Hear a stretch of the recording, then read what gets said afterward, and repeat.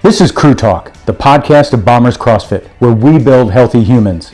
We're talking strength, discipline, mindset, community, real training, real nutrition, real results. If you're ready to level up inside and outside the gym, you're in the right place. Hey guys, thanks for joining us for this episode. And I think this is really a powerful episode because we're talking about performing CrossFit while at the same time managing your type 1 diabetes. Now, Richard Hudgins didn't have a strong athletic background per se, did typical kind of kid sports that, most of us did. And eventually tried CrossFit more so out of curiosity than anything else. And by the way, his first class was rope climbs, turned out to be one of his favorites. But I think what really makes this story special is the mindset shift. Exercise didn't limit his diabetes, it actually improved it. And so I think the big lesson to take away from this is patience while staying confident in your ability to learn. Let's get into it. Hey Richard, thanks for joining us today. So if we could, let's just get started. Give us a little of your background, where'd you grow up, that kind of thing. All right, yeah. Grew up in a small town in the southwest corner of Virginia, Marion, and got two sisters, an older and a younger. Was homeschooled up through middle school, and then went to a real small school through high school.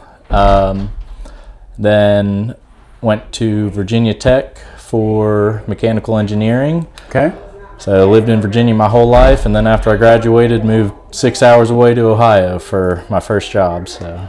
Wow. Okay. All right. And so, how many brothers and sisters? You got one older and one younger sister. Okay. All right. Yeah. All right. So, were they always nice to you, or?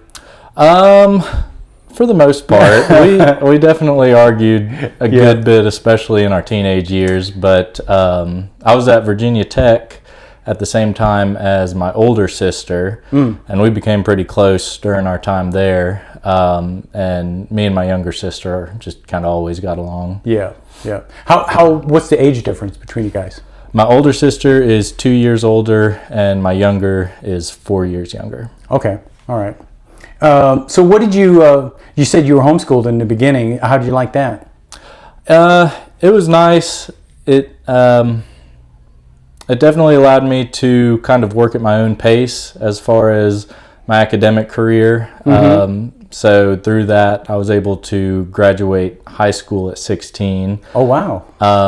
And my mom was always real good about taking us to like rec leagues for soccer and things like that to kind of still have a little bit of a social life, even being homeschooled. That's the tough part for a lot of people. Yeah, that's always the knock on homeschoolers. But I mean, there's a lot of ways to get around that, to get socialization through church or, you know, team sports and things like that. Absolutely. So, what did your parents do?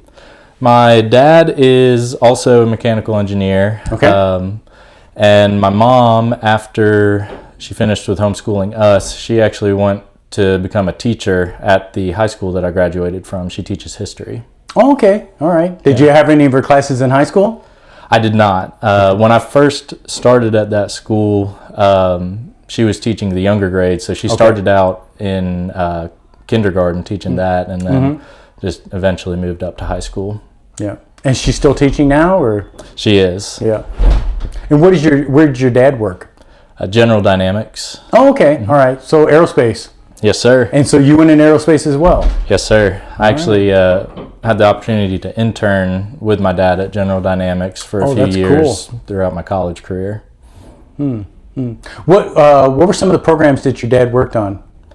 Do you remember? We did a lot of composite and radome work, so a lot of the military aircraft is what he worked on. Yeah. Right.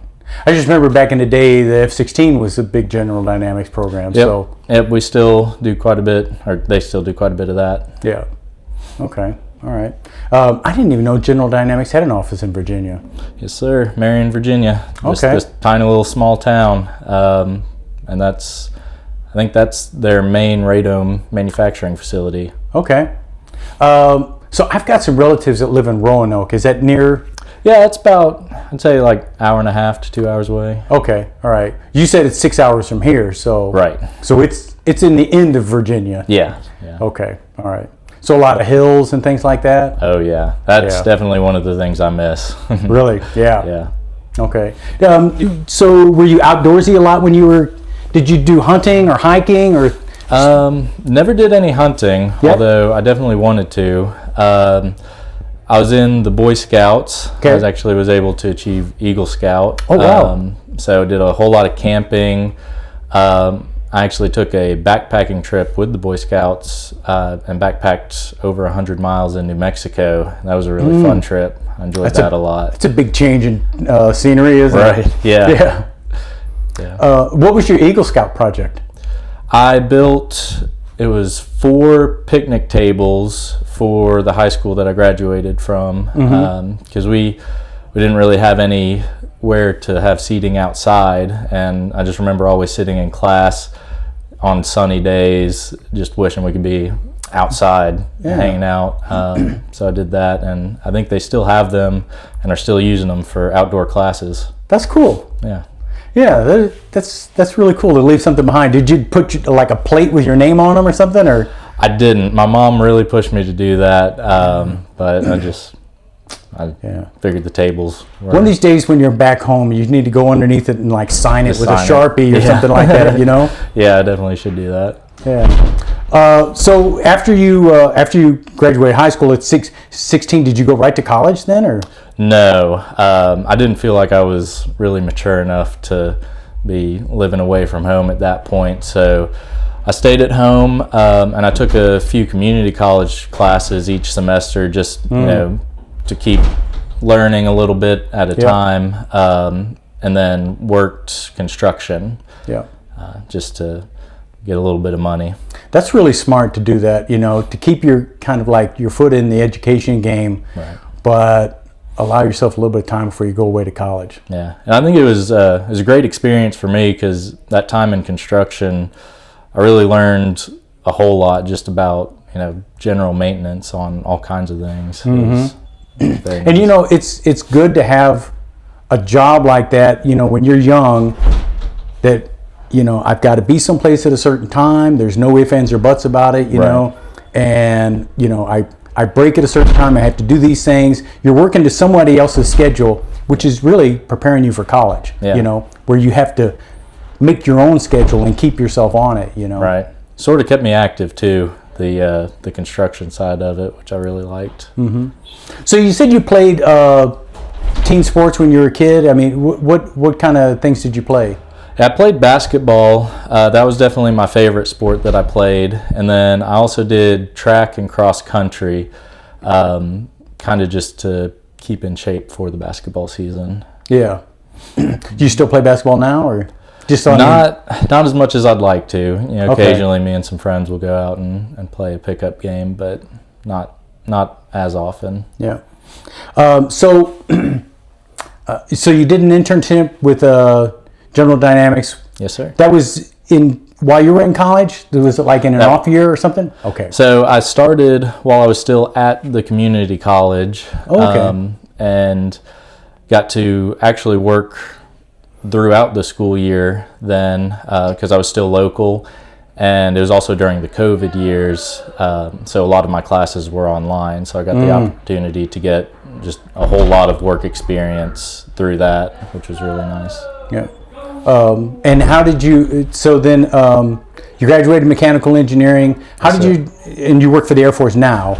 I work for Resident Sciences, which is, we're aerospace and defense. Okay, all right. So you knew the defense contractor was kind of what you wanted to go for? Yes, sir. So, and how did you find out about this organization? Just through contacts at GD or what? Well, actually, there's a few people that worked at GD in Marion that had taken jobs at Resident Sciences, and so one of them recommended that I put in an application up here, and you know, I was a little bit hesitant at first, just knowing how far away it is from home, but I decided, you know, what the heck, I'll see what this place is about, and I came and interviewed here and just really enjoyed the interview. I liked everybody that I interviewed with. It just seemed like a really cool group of people. And then they took me on a tour around the facilities, and it just seemed like a really neat place to work. So I was sold after that. Yeah. And so you finished college and you came straight to work then? I took the summer. Okay. And just kind of enjoyed one last summer without really growing up. But after that, I moved up here. It's great to get that last little bit of time before you venture off into adulthood, where Right. the next break is not for many years away. Yeah.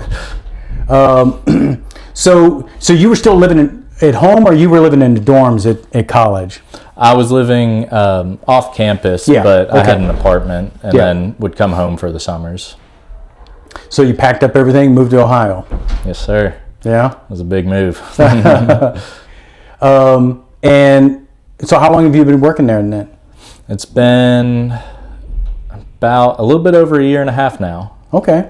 All right. Yeah. Have you been back home any times? I've been back home, obviously during the holidays I was Sure. there a lot, and I try to make at least one trip back home a month. I don't always make it happen, but that's Yeah. the goal. Yeah. 6 hours is not a bad drive, you know? Yeah, it's really not. It's Where do you go? Do you drive out like 35 or something, or is that direction, or? I take whichever way maps take me. Yeah. I know it goes through West Virginia, through the toll booths and all that. You know, that's crazy nowadays. When I was, you used to have actual paper maps, and you would have to know the route. Now it's like, well, the GPS tells me to turn, I turn, I don't. Yeah. I don't need to know that, Don't really think about it at all. It always reminds me of there was an interview with Albert Einstein, and an interviewer had asked him, it's been reported that you don't know your own phone number. and Einstein said, why do I need to remember my phone number? It's written in a book. Okay. Right. I don't have any need to remember it. I can, if I need to find it, it's right there. Yeah. So yeah. Why do I have to need to know any routes or anything like it when the GPS just takes me there? Yeah. Yeah. That's the way I look at it anyway. Makes sense. All right. So you moved out here, and what kind of prompted you to get curious about fitness? Well, I'd had a Planet Fitness membership. They were doing some promotion, or I think they waived the initial fee to join when I first moved up here. So I'd had that for about the first 6 months that I was up here, and I would go pretty consistently, but just because I'd never really had any training or any friends that were really heavy into fitness, I didn't really know what I was doing. So I was kind of either just sticking to the machines or just throwing weights around. Right. And I would leave the gym sweating, but didn't really feel like I was getting anywhere. So, Right. Had you worked out in college or no?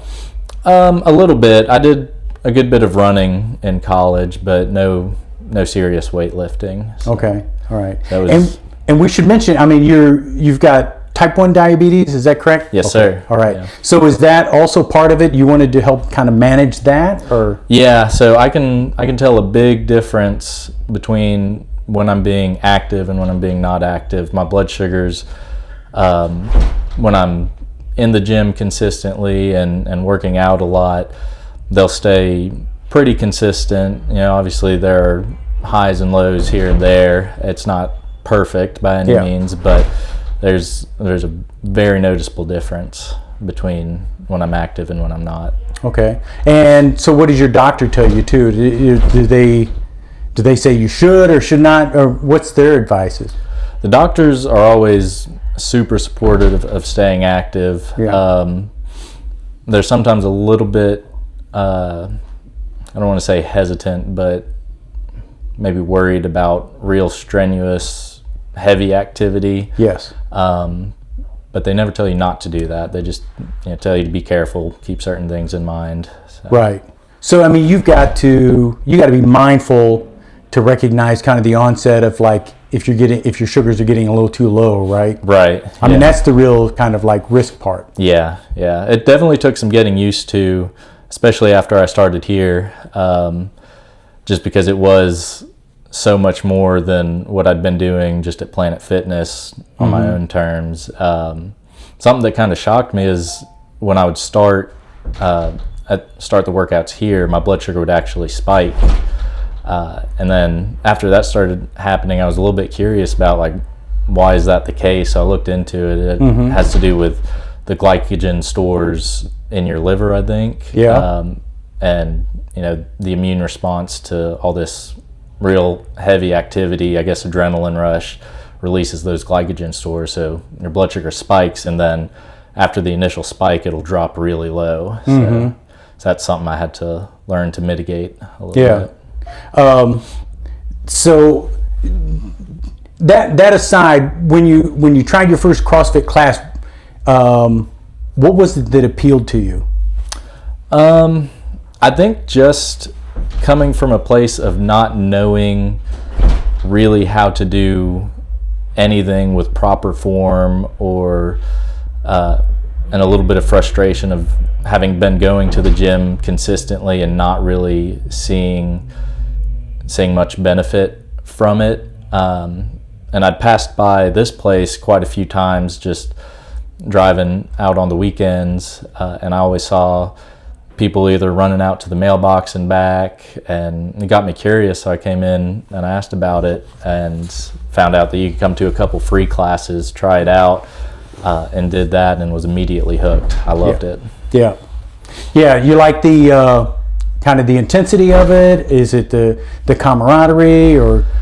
I think having something planned for my workouts rather than having to plan my own workouts was what initially got me into it and got me coming as consistently as I do. But now that I've been here for I think 8 months, I think the community aspect definitely is a huge appeal for me.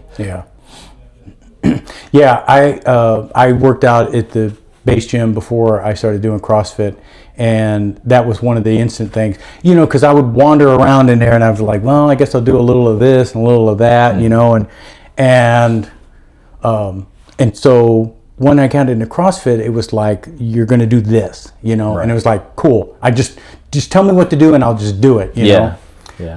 And the interesting thing was I started and I did it for about a year, and then they closed the gym for a month because they were doing some renovations and stuff. And so for a month it was done. It was over. Okay. And I was lost. I mean, I was like, I didn't know what to do. And I went back to the gym and I was wandering around. I was miserable, and so I couldn't wait for the gym to open back up again. Yeah. So now managing with your diabetes, that's a real tricky thing. I mean, what have you found that works for you? Is it do you eat beforehand, or what do you eat, or do you like to work out without eating something first, or? Yeah, it definitely took me a little bit to figure that part out, because like I said before, initially when I started working out, my blood sugar would spike right at the beginning of the workout and then kind of bottom out and get real low either near the end or after the workout. And so I found just having a little bit of carbs and a little bit of protein about 15 to 30 minutes before the workout helps out a lot. So I've started just before I come here, I'll usually have a banana or an apple and a protein shake. And that's kind of prevented the spikes quite a bit and stays pretty steady throughout the workout. Sometimes it'll start to dip a little bit low, but it's definitely helped out a lot. So then if you get that spike, then your food is beginning to kick in, so you don't get the real dip afterwards because the food is beginning to come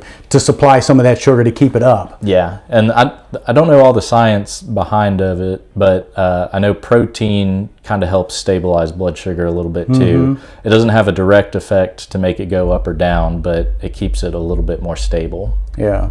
And the crazy thing is each individual is a little different too. Right. I mean, just the way your body reacts to it. So there's not like one book answer. Well, okay, we'll do this. Yeah. It's like, well, how does your body react to that? and different times of day, different, things going on at work. If I'm more stressed, everything can come into account and affect the way my blood sugars are running that day. So have you had any times where you've gotten into the middle of the workout and you thought to yourself, whoa, I got to go sit down for a minute?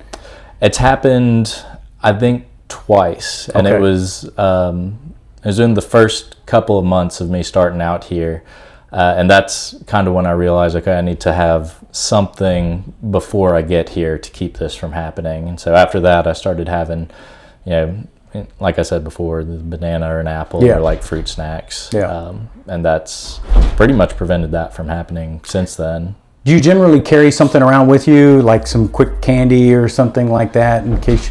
I usually keep stuff in my car. Okay. So it's nearby, but not right with me all the time. Yeah. Okay. All right. And generally, if you're not exercising, you remain pretty stable, or? Well, so after I started coming here pretty consistently, I noticed that my blood sugars were definitely more stable, but they stayed quite a bit lower than they usually do. So I had to adjust for that a little bit. But like just a little above 100 or a little below 100, or? They'll stick around like between 85 and 90. Okay. Which is a good blood sugar, but a little bit difficult, because if it drops much below that, then you could be in trouble. So that's so I'm just kind of interested. Normally when you eat, so you have to stay aware of what the balance of carbs and protein and fats. Right. You got to be very aware of that, right? Yeah. Do you try to keep it at a certain ratio every meal? So it's mostly the carbs that I really worry about, and I try to keep that at 60 or below per meal. 60 grams or 60%? 60 grams. 60 grams, okay. Don't always hit that number, but I'm usually pretty consistent with my breakfast and my dinner, because that's usually when I'm eating at home. Right. For lunches, I like to go out with my coworkers, or on the weekends especially, I'm out with friends. So that's where I kind of slip up a little bit sometimes. Yeah. Do you drink, or? Yeah, occasionally on weekends I do. Okay, all right. And that's an extra complication you've got. Oh yeah. That definitely complicates things, having diabetes with that. Yeah. But as long as you stay on top of it and manage it, do you have now they've got those instant monitors? Yeah, so I've got a continuous glucose monitor that I keep on either arm. And then I also have an insulin pump, which is pretty sweet, because it actually will connect to my glucose monitor, read what my blood sugars are, and adjust what my insulin is based on what my blood sugar is. So it takes a lot of the manual effort and the mental effort out of it, which was definitely a tough thing to get used to when I first was diagnosed with diabetes. Yeah. You got to imagine with AI, that's going to get better and better, where it's going to be able to manage it just like your pancreas normally would, Yeah. So that's a real plus. Yeah, it's really exciting, just keeping up with modern medical technology. They've pretty much always got new things coming out, new things just down the pipeline. It's really exciting. Yeah, I had so when I got out of the military, I gained a lot of weight, and when I did, I developed type 2 diabetes, and and so they wanted to put me on insulin because my blood sugars were just notoriously high all the time, and I was just resistant to do it, because that was back when you had to prick your finger and then check it and then try to compute how much insulin to take, and and my eating patterns in those days were atrocious, and I ate at weird times, and I ate that's hell to manage. You've got to have some precision to you, in order to be able to manage something like that. Yeah, absolutely. That's after I started coming to CrossFit, I was like, well, I'm working out pretty consistently anyway. I might as well get my diet in a little bit better shape too. So that's when I started really, hammering down on that. And so I don't know what percentage of it was was attending here and what percentage of it was getting my diet in a little bit better check that really stabilized my blood sugar. But that's the secret. I mean, we've been talking about this a lot lately. Andy and Greg have been. They went out to this CrossFit medical seminar in San Diego and talking about better integration of health markers in conjunction with your fitness. And CrossFit does a great job of planning workouts and recording data so that you can see definitively that I'm getting fitter. Okay, yeah. I can show you that because I've got data that proves it. But then as far as the other component being more fitness, right. Wellness is part of fitness. Is like your blood factors and your diet and a lot of other rest and mental health and all of those things are all components of that whole fitness model. Yeah. And there's got to be ways to measure that as well. So, yeah. I mean, you're on top of that by necessity because right. You have to. Right. So, which puts you a little bit ahead of the game. A little bit. Yeah. Just something I have to keep in the back of my mind. Yeah. Because it's interesting, you said, you're better at meals when you're at home mm-hmm. than you are at work or something where you're not preparing the food yourself. Right. Which always goes back to one of the first things CrossFit will tell you is eat real food, right? Mm-hmm. And as long as you're eating food that's stuff that you've prepared and you've got a sense of what went into it, your nutrition's going to just be that much more stable, Yeah, it definitely is. Like, going out to restaurants, a lot of times they have nutritional values attached to their menu, or you can look it up easily, but you never really know exactly how it's being prepared. Every cook does it differently. So, after going out, I've gotten pretty good at giving a good estimate of how much insulin I need to give, but yeah. At the end of the day, it really is still somewhat of an educated guess. And that, like you were saying, cooking at home, exactly what you're putting into your food. So. Mm-hmm.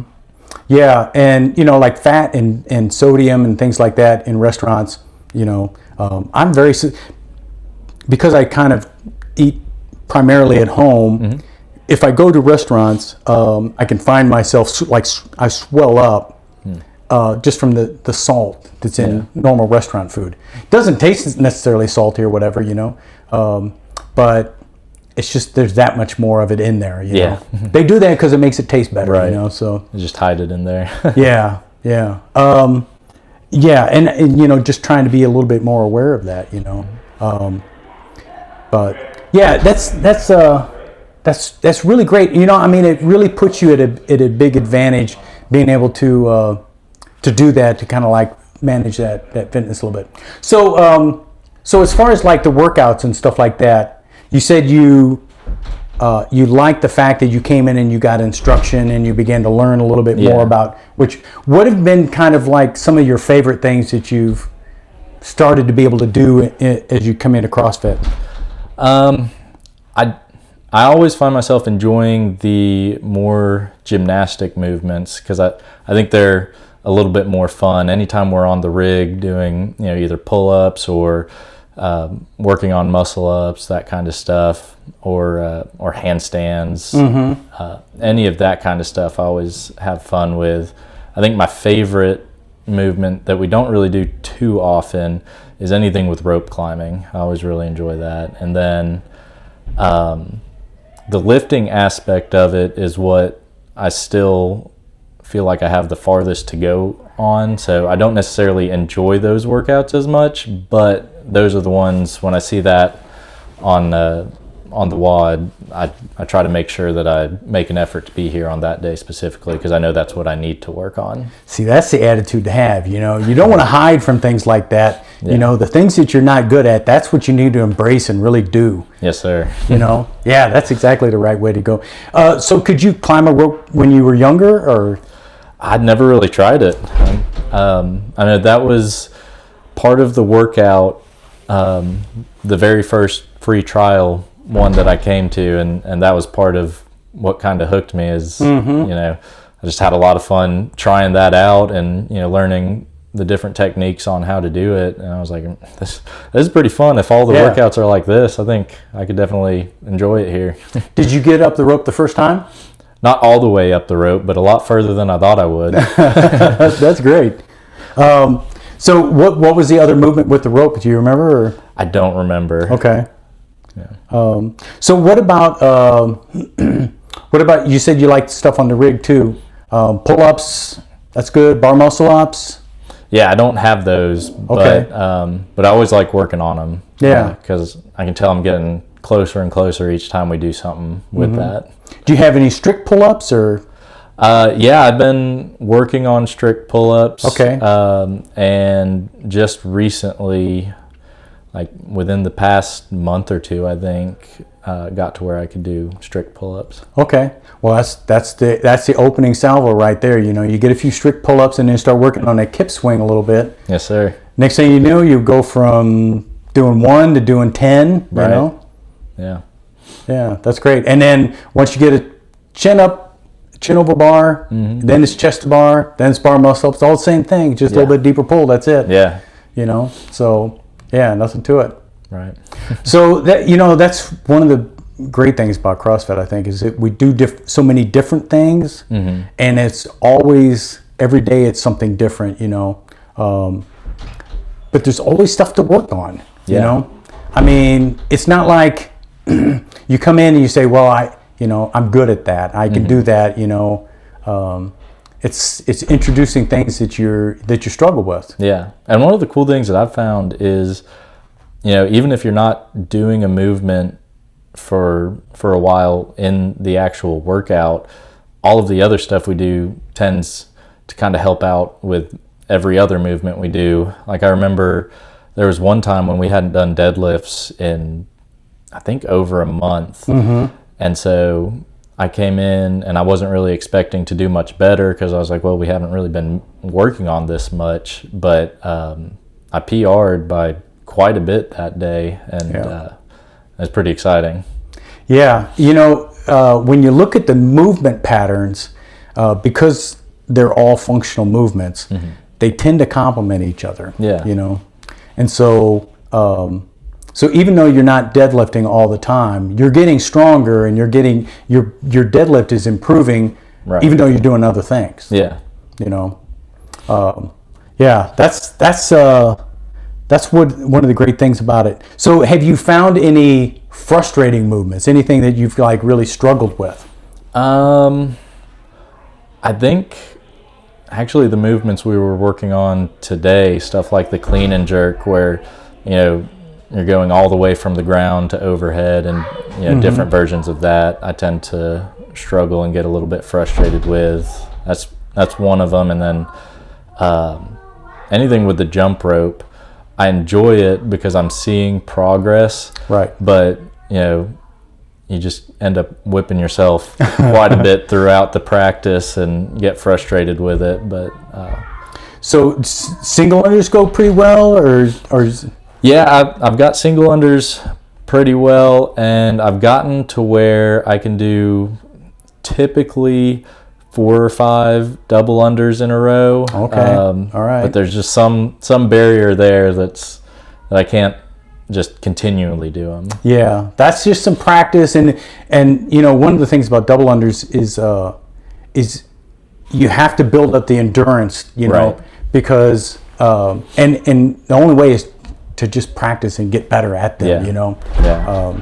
So you begin to relax a little bit more. Your technique is a little bit cleaner. Now you can begin to breathe. You know, one of the things I struggle with is I just stop breathing. You know. Yeah. And so so then I get, like, if I manage to get 10 in a row or 12 in a row or something like that, I'm exhausted by the time I get done with them. You know.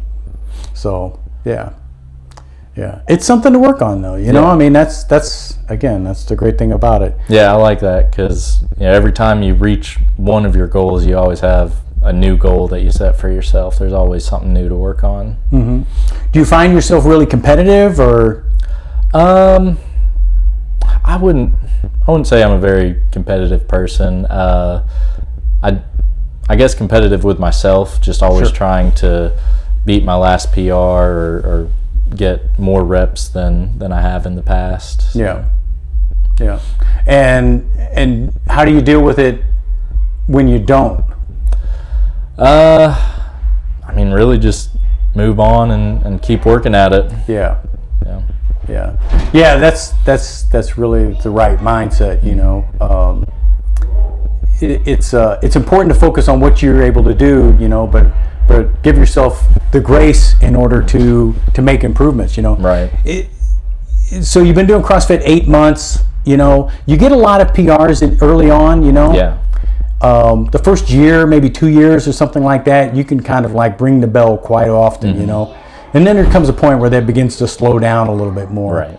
So, and a lot of those early gains are technique gains, so you begin to learn the technique and you just get better and better. You can make quick, big improvements, Yeah, that's, I think that's what's still holding me back with like the movements we were doing today, the clean and jerk. I just don't think I have the technique fully down yet. Right. And I know I can lift heavier weights. I'm hesitant to go much heavier because I don't want to mess up the form and then have to drop the weight down or hurt myself or anything like that. Yeah, to be honest with you, especially when you're trying to learn those movements, getting up to a weight that is enough that it makes it kind of challenging, that you have to really focus on what you're doing, but just getting in some practice like that and really honing down your skills there is smart. But the temptation is, well, I want to get more weight on the bar. Right. I know I can do more, so I want to put more on. Right. And then you struggle, the technique is going to start to break down. So kind of trying to find that threshold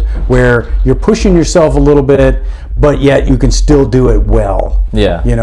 That's the sweet spot that you got to find and kind of stay at for longer than you may want to do. Yeah. That's the tough part, is staying there when you feel like you can go heavier, but knowing that, just really for your own safety and for your own technique, you got to stick with a lower weight. Yeah. It's a lesson that a lot of people have to learn, and sometimes it's humbling because you got to start taking some weight back off the bar. Yeah. But that's the only way to get better, So what do you think, how has CrossFit impacted your life outside the gym? I mean, one of the things that I really learned from CrossFit was staying consistent to reach long-term goals. So I think overall, it's kind of built up confidence in knowing that I'm capable of achieving things that I'm not currently capable of, and that carries outside of the gym and into really all aspects of my life. So. Yeah. How old were you when you got diagnosed with diabetes? 10 years old. 10 years old. Yeah. Okay. So you've dealt with this for a long time. Oh, yeah. All right. Yeah. But have there ever been times where people have told you, hey, look, man, you got type 1, you can't do that stuff? Oh, yeah. All the time. There's a lot of people who think they know diabetes better than they actually do, and try to tell me how I should be living my life. It can be frustrating, and when I was younger, I definitely got very annoyed by those types of things, but eventually growing up, I kind of came to the realization that their heart's in the right place. They're trying to look out for me. They just don't have all of the information. Right. So. Yeah. And there's things that you've got to learn. I mean, by trial and error. I mean, in a way, right. Kind of like you have, coming to CrossFit, you learn that, well, if I eat this beforehand, I learn how my body reacts. Yeah. And that's in your day-to-day life too. Yes, sir. So, I think that's really important, because it's important for people to do hard things. You know? Absolutely. It's not just physically, but also mentally and emotionally. You have to be able to overcome hard things. Oh yeah. So, what about your friends, your social group? So you have friends in the gym, or you said you go out with your friends on the weekends, and do any of them do CrossFit or? No. So a few of my coworkers, actually, we are in a little bit of a competition, because we're going to do a high rocks race later this year. Okay. And two of them are really into lifting. One of them's really into running. And one of them just kind of all around is pretty into fitness. And I'm the only one that does CrossFit. So. All right. So we'll see which methodology is the best, right? Yeah. Exactly. Well, CrossFit's motto is we want to outrun the lifter and outlift the runner, Yeah. So, and high rocks is one of those things. It's kind of a combination of all of those things. So Yeah. So I'm pretty excited to see how that turns out. Yeah. So, CrossFit, Bombers, we've got this, our motto is we build healthy humans. What does that mean to you? Honestly, for me, health is really more of a pursuit. Just if I'm better today than I was yesterday and tomorrow than I was today, I feel like I'm being a healthy person. Yeah. Yeah. And the better you manage this, because, we talk about managing your sugars so that you don't go low, because that's the immediate danger. Right. Yeah. But the converse of that is, if your sugars are always high, that has more of a long-term impact. Yeah. And so that's something that's also got to be watched. Yeah. So that's a pretty tough balance to have. I know I've had a few friends who are also type 1 diabetic. One in particular who he had a pretty dangerous low one time, and just, I guess it was PTSD from that. He would have panic attacks if his blood sugar got below 200, which is just not a healthy way. No, it's not. To have it, and that took him a long time to really heal from that and be comfortable having a normal blood sugar again. But it's really a scary thing, especially if you've had a dangerously low blood sugar, because I guess a lot of people don't realize a lot of times diabetics, they'll have near-death experiences and then have to kind of just keep on trucking. Yeah. And it's all just based on how much insulin you have, how many carbs you have. You got to do 100 different calculations in your head every day that the normal person doesn't have to do. Yeah. Well, I think it's commendable that you're taking an active role and really trying to manage your health. That's what all of us need to be doing, to be honest with you.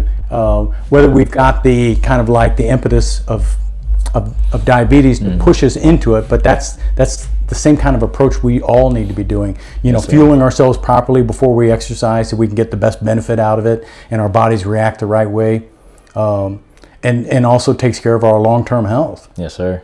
Yeah. So, well, Richard, is there anything that I should have asked you about that I didn't ask you about, or? I don't think so. I think we pretty much covered everything. Well, I'll tell you, it's been it's really, really great getting to know you a little bit, and I'm glad you volunteered to come in and sit down and share your story with us. Yes, sir. I appreciate it. I've enjoyed it. All right.